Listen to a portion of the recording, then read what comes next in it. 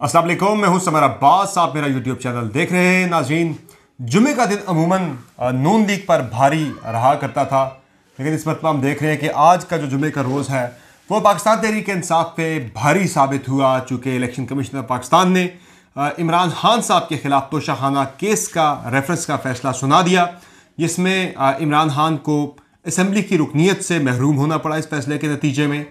और दूसरा यह है कि उनके ख़िलाफ़ अब लीगल जो प्रोसीडिंग्स हैं वो स्टार्ट की जाएंगी। अब इस फैसले के हवाले से, इस फैसले से जुड़ी बहुत सी एम्बिग्विटीज़ हैं। एक तो बहुत सी एम्बिग्विटीज़ भी हैं फैसले से जुड़ी, और बहुत सारे फ्लॉज भी हैं। तो आज हम उस पर रोशनी डालेंगे कि आया इस फैसले के बाद क्या इमरान खान पाकिस्तानी पॉलिटिक्स से, इंतखाबी सियासत से मुकम्मल तौर पर माइनस हो गए हैं, या फिर एक strong come back Imran Khan का होने वाला है पाकिस्तानी सियासत के अंदर। ये जो फैसला है आज का इलेक्शन कमीशन ऑफ पाकिस्तान का, ये इमरान खान को मदद देगा मज़ीद आवाम के अंदर अपनी जड़ें मजबूत करने के लिए, क्योंकि जो उनके साथ रजीम चेंज ऑपरेशन के दौरान हुआ, हुकूमत से निकाला जाना, जो चीज़ें हुई, उनके ख़िलाफ़ मुकदमात का कायम होना, फिर 25 मई का जो लॉन्ग मार्च के दौरान एक्शन था, ये तमाम जो प्रोसीडिंग्स हुई, तमाम की तमाम ने पाकिस्तान तहरीक इंसाफ को मजबूत किया है। कमज़ोर नहीं कर सकी इमरान खान की जो वोटर बेस है, उसे कम नहीं कर सकी ये सारी प्रोसीडिंग्स, बल्कि उससे बड़ा है। लोगों ने अपना गम और गुस्सा, जो एंगर था, फ्रस्ट्रेशन थी, वो बैलेट बॉक्स के अंदर जाके उस अपने गुस्से को निकाला। अब तहरीक इंसाफ का मुस्तकबिल क्या होगा?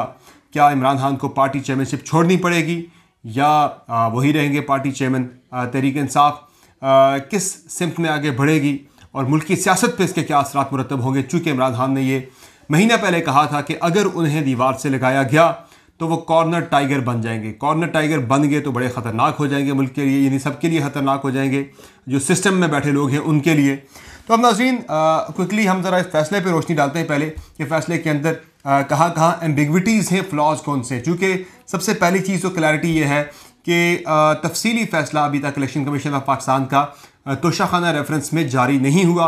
एक ज़ुबानी फ़ैसला जारी हुआ, उसके बाद हमने 2 सफ़ात इस फैसले के देखे हैं जो मेरी नज़रों से भी गुजरे हैं, सफ़ा नंबर 35 और सफ़ा नंबर 36, जिसके ऊपर ऑपरेटिव पार्ट है इस फैसले का।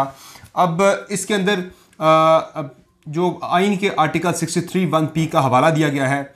63(1)P जो है ये डायरेक्टली किसी नाअहली के हवाले से इस आइन के आर्टिकल के अंदर कोई भी चीज़ मेंशन नहीं है, जिस तरह 62(1)F के अंदर मेंशन है। इसमें 63(1)P जो है ये एक इनेबलिंग एक क्लॉज है, यानी ये इलेक्शन कमीशन ऑफ पाकिस्तान को इनेबल करती है, और इलेक्शन एक्ट 2017 को ये पावर्स इनेबल करती है कि उसके तहत कार्रवाई किसी भी मेंबर के ख़िलाफ़ हो सकती है।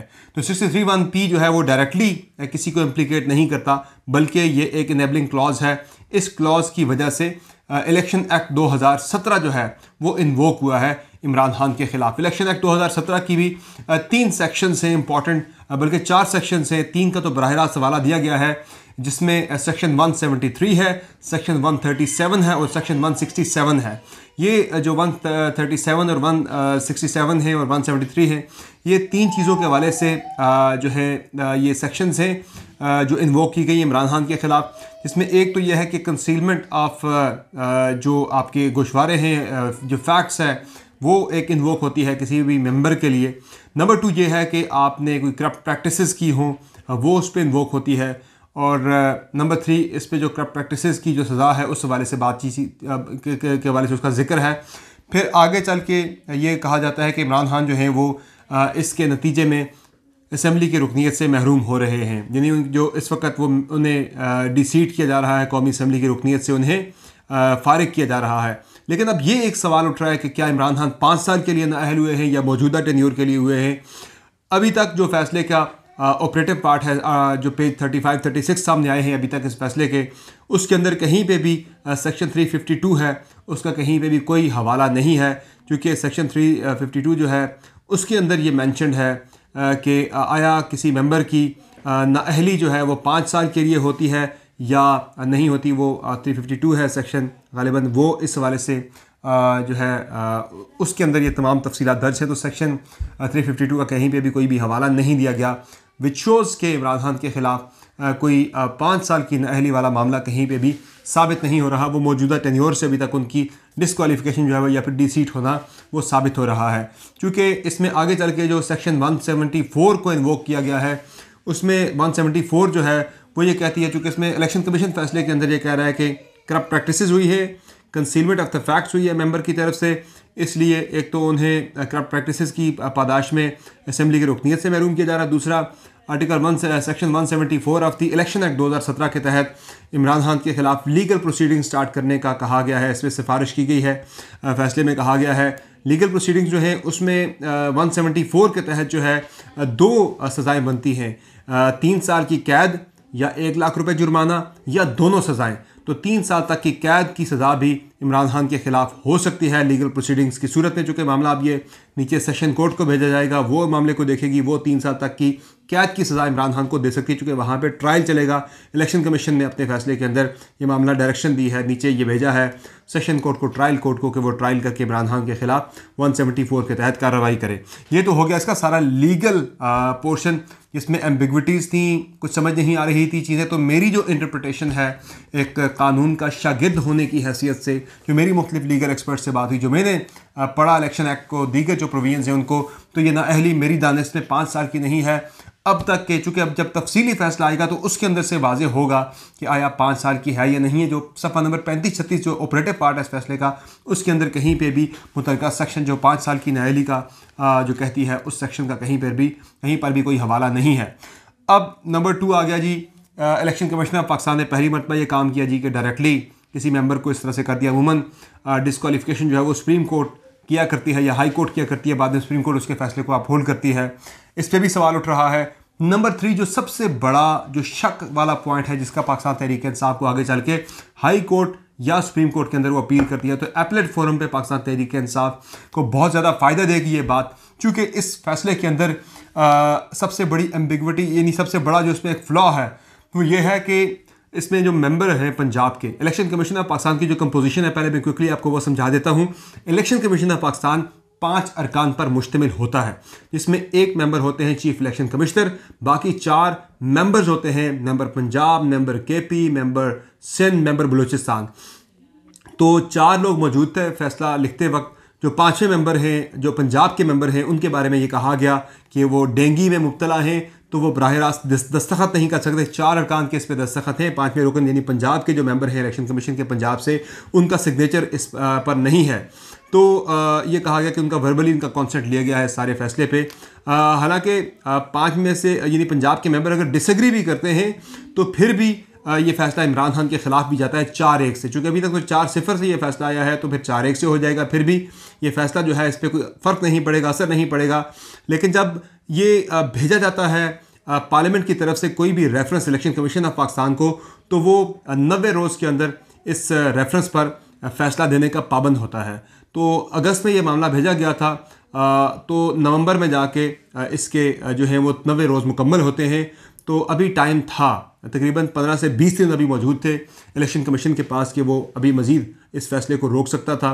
अब मसला ये आ रहा है कि चूँकि पंजाब के मेंबर का दस्तखत नहीं है इस फैसले के ऊपर, तो तफसीली फ़ैसला उस वजह से जारी नहीं हो पा रहा था। जब तफसीली फ़ैसला जारी होगा तो जाके पाकिस्तान तहरीक इंसाफ किसी एपलेट फोरम पे अपील दायर कर सकेगी तफसीली फ़ैसले की कॉपी साथ लगा के। तो तफसीली फ़ैसला इसलिए ताख़ीर का शिकार हो गया। अब जब आपके पास 15-20 दिन थे, आपके मेंबर बीमार थे, तो बेहतर था कि आप उनका इंतज़ार कर लेते 3-4 रोज़, क्योंकि आपने 4-5 दिन पहले 19 सितंबर से आपने ये फ़ैसला महफूज किया हुआ था। तो तब से आप जो है इस पर इंतज़ार कर सकते थे, या पहले भी आप फ़ैसला सुना सकते थे। टाइमिंग बड़ी इंपॉर्टेंट है। 1 हफ़्ता पहले जब आपने ये फ़ैसला महफूज कर लिया था 19 सितंबर को, उसके बाद इमरान खान ने, आपको तो पता था फ़ैसला क्या है, उसके बाद इमरान खान ने जो ज़िमनी इंतखाबात हैं 6 हल्कों से वो लड़ा है, 7 हल्कों से लड़ा है। आपको मालूम था कि वो डिस्क्वालीफाइड है, लेकिन आपने ये इलेक्शन लड़ने दिया। बहरहाल अब ये सब कुछ हो गया, लेकिन यह है कि तहरीक इंसाफ को एक बड़ा स्ट्रॉन्ग पॉइंट मिल गया है कि हेस्ट में, जल्दबाजी में ये फैसला दिया गया है कि जब आपका एक मेंबर मौजूद ही नहीं है, उसका दस्तखत नहीं, उसके दस्तखत के बगैर आपने फैसला जारी किया, यहाँ आपका मेलेफाइड यानी बदनीयती आपकी यहाँ पे साबित होती है। पाकिस्तान तहरीक इंसाफ ये केस बनाएगी जाके सुप्रीम कोर्ट के अंदर भी, हाई कोर्ट के अंदर भी, जिसका उन्हें फ़ायदा भी हो सकता है कि आया आपने इंतज़ार क्यों नहीं किया चंद दिन और आप इंतज़ार कर लेते तो एक तमाम मेंबर्स के दस्तखत के साथ ये फैसला जारी हो जाता। बहरहाल इसके ऊपर काफ़ी सारे सवालात और भी उठते हैं, कानूनी सवालात। मैं कोई कानूनदान नहीं, मैं कोई माहिर कानून नहीं, थोड़ी सी जो मेरी कानून की अंडरस्टैंडिंग है, चूँकि इन सारी चीज़ों का आज मैंने मुताला किया, तो ये तमाम जो ऑब्जर्वेशंस थी, फाइंडिंग्स थी मेरी, जिस पे मैं पहुंचा कि इसमें काफ़ी सारी गड़बड़ मौजूद है, कि जिस पे फ़ायदा उठाते हुए तहरीक इंसाफ आगे जाके बेनिफिट ले सकती है। लेकिन इसमें एक चीज़ जो है पाकिस्तान तहरीक इंसाफ को पूछी जाएगी, हाई कोर्ट के अंदर अगर वो जाते हैं या सुप्रीम कोर्ट के अंदर किसी भी अपलेट फोरम पे जाते हैं, तो अपील में उनसे ये पूछा जाएगा। क्योंकि जब इमरान खान साहब से बेसिक जो सवाल इसमें था वो ये था इस रेफरेंस के अंदर कि तोशाखाना में, नाज़रीन मैं आपको थोड़ा सा क्विकली समझा दूँ, मामला ये हुआ है कि इमरान खान साहब ने 2018 और 19 के अंदर जो तहाइफ उन्हें मिले या उन्होंने बेचे, वो 18 और 19 के गोशवारों में ज़ाहिर नहीं किए, 20 के गोशवारों में भी नहीं किए, 21 के गोशवारों में जाके खान साहब ने ज़ाहिर किए। तो वो 3 साल के जो गोशवारों में ज़ाहिर नहीं किए, उन पे लगा कि आपने कंसील किया डिलिबरेटली तमाम फैक्ट्स को।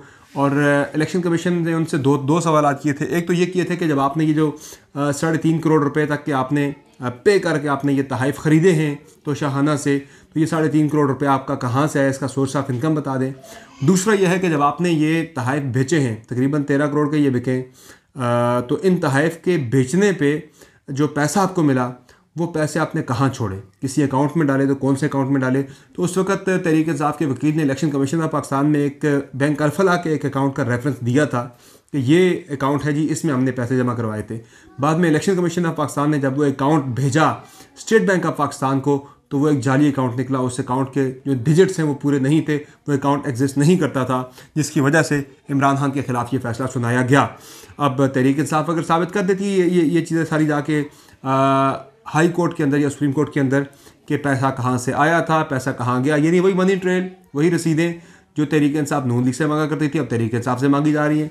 तो इन्हें अगर ये दे देते हैं हिसाब किताब, तो ये ज़्यादा क्लियर हो जाएगा। लेकिन वो जो मैलाफाइड है, वो जो एक शक है इमरान खान का, वो जो पब्लिकली इस बात का इजहार कर चुके हैं कि उन्हें इलेक्शन कमीशन पे एतमाद नहीं है, चीफ इलेक्शन कमिश्नर के खिलाफ न्यायालय का रेफरेंस भी पाकिस्तान तहरीक इंसाफ दायर कर रही है। सुप्रीम जुडिशल काउंसिल में फिर से ये फैसला हो चुका है। पहले अगस्त में कर रहे थे, फिर कुछ चीज़ें नामुकम्मल थी, अब मुकम्मल करके मज़ीद शवाहिद उसमें ऐड करके उनके खिलाफ न्यायालय का रेफरेंस भी दायर कर रही है। तो वो कहेंगे चूँकि एक बदनीयती थी, बरह रास्त वो हमारे खिलाफ हैं, तो इसलिए हमने उनके खिलाफ ये रेफरेंस दायर कर रखा है, तो इसलिए उन्होंने बदनीयती पर मबनी ये फ़ैसला हमारे खिलाफ सुनाया है। तो ये तमाम चीज़ें हैं जो कि इस वक्त तक फैसले से जुड़ी हैं कानूनी। इसकी अब सियासी एंगल की तरफ आते हैं। सियासी मामला यह है जनाब कि इस फैसले के ख़िलाफ़ पाकिस्तान तहरीक इंसाफ के कारकुनान पूरे मुल्क के अंदर शदीद तशवीश में मुब्तला, शदीद गुस्से में मुब्तला, सड़कों पर निकल आए। लाहौर बिल्कुल जैम हो गया, मुकम्मल बंद हो गया लाहौर। लाहौर से ना कोई बाहर आ सकता, ना कोई लाहौर के अंदर जा सकता है। मेरे कुछ अजीज़ हैं जो लाहौर में 5 से 6 घंटे सड़क के ऊपर फंसे रहे पूरा दिन, उन्हें लाहौर से इस्लामाबाद के लिए निकलने का मौका नहीं मिल सका। अब वो लाहौर ही जाके किसी अपने अजीज़ के पास, फैमिली के पास वो स्टे कर रहे हैं। यानी इतने बुरे हालात थे लाहौर के। इस्लामाबाद में 12 कहू बंद हो गया, इस्लामाबाद में एक्सप्रेस वे बंद हो गई, फैज़ाबाद बंद हो गया, तनौल के मुकाम पर इस्लामाबाद बंद हो गया, कई मुकाम पर 14-15 मुख्तलिफ मुकाम पर इस्लामाबाद को बंद कर दिया गया। मुल्क के दीगर शहरों में पेशावर मोटरवे के ऊपर बंदिशें, कराची के अंदर जो इलेक्शन कमीशन के दफ्तर के सामने धरना एहतजाज। तो इससे एकदम ये हुआ कि जब ये सारा कुछ हुआ तो जो निज़ाम ज़िंदगी है पूरे मुल्क के अंदर वो बुरी तरह से धर्म भरम हो गया, मुतासर हो गया बड़ी बुरी तरह से। फिर इमरान खान साहब ने अपील की अपने कारकुनान से कि ये धरने ख़त्म करें। एक डिटेल्ड लॉन्ग मार्च की कॉल वो अगले चंद 1-2 रोज़ के अंदर देने वाले हैं, जल्दी आने वाली है। तो इसलिए फ़िलहाल आप इसको ख़त्म करें, चूँकि लोगों को तकलीफ़ हो रही, लोग तकलीफ़ में मुब्तला हैं, इसलिए वो जो धरने हैं, जो एहतजाज हैं, वो ख़त्म हो रहे हैं आहिस्ता आहिस्ता पूरे मुल्क के अंदर से। एक अच्छा फ़ैसला था ये पाकिस्तान तहरीक इंसाफ के इमरान खान का, क्योंकि फ़ैसला दिया है इलेक्शन कमीशन ने। ऊपर जो है इसमें अगर आप कहते हैं कनाइवेंस है, वो आपके बकौल तहरीक इंसाफ के बकौल गवर्नमेंट की है, तो आम आदमी का क्या कसूर है। पर अच्छा फ़ैसला था इमरान खान का कि आपने आम आदमी के रिलीफ का सोचा। अब नाज़रीन, इस फैसले से जुड़ा सियासी पहलू एक और भी है।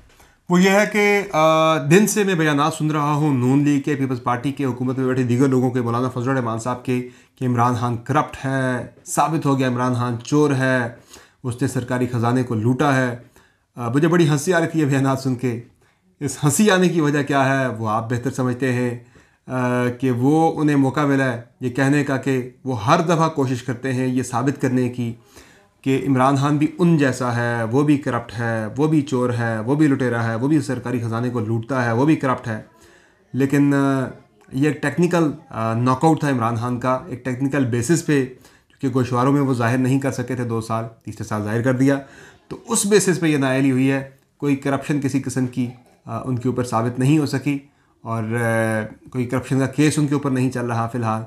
ये सियासी चीज़ें सारी, और इससे मेरा से पीटीआई को इतना ज़्यादा नुकसान नहीं होने वाला। बाकी यह है कि लॉन्ग मार्च प्लान हो रहा है जी अगले चंद दिन के अंदर। और आज की एक दूसरी बड़ी डेवलपमेंट ये थी कि army chief general Qamar Javed Bajwa ने रिटायरमेंट की बात की कि वो नवंबर को रिटायर हो जाएंगे। नवंबर में 5 हफ्ते बाद आज से रिटायर हो जाएंगे और कोई एक्सटेंशन वो नहीं ले रहे। तो उन्होंने कहा यही मेरा फ़ैसला है, 5 हफ्ते बाद आपको ये सब कुछ होता हुआ नज़र आएगा। उन्होंने ये भी वाज़ेह किया कि फ़ौज को सियासत से निकाल दिया है, सियासत के अंदर फ़ौज का कोई ताल्लुक़ नहीं है और आइंदा के लिए भी फ़ौज की पॉलिसी यही होगी कि वो सियासत में अमल दखल अपना नहीं करेगी। वो खिताब कर रहे थे नेशनल डिफेंस यूनिवर्सिटी में होने वाली 24वीं नेशनल सिक्योरिटी वर्कशॉप के शुरा से। एक बड़ी खुशाइन बात है ये। उम्मीद है कि फ़ौज इसी तरह से अगर ख़ुद को सियासत से बाहर रखती है, बयानात की हद तक नहीं, अमलन भी ये चीज़ नज़र भी आनी चाहिए, चूँकि कहा जाता है कि action speaks louder than the words. तो ये एक्शन नज़र भी आना चाहिए, अमलन नज़र आना चाहिए कि फ़ौज का सियासत से कोई ताल्लुक़ नहीं है, वो बिल्कुल न्यूट्रल हो चुकी है। तो इस पर पाकिस्तानी अवाम जो है वो उनके दिलों में हमारी अफवाज के साथ मोहब्बत वैसे भी कम नहीं है, चूँकि जिस तरह से मुल्क का वो दिफा कर रहे हैं। लेकिन एक जो चीज़ है जो वजह बनती है फ़ौज के हवाले से अवाम के अंदर किसी न किसी हद तक एक कुछ लोगों के दिलों में एक सवाल उठता है, उनके जहनों में सवाल उठता है फ़ौज के ख़िलाफ़। तो वो अगर सियासत से बाहर अमलन हो जाती है तो जो उनकी इज़्ज़त है, जो उनकी मोहब्बत है लोगों के दिलों में, वो 10 गुना 20 गुना ज़्यादा बढ़ जाएगी। समरवास को दीजिए इजाज़त। Good night.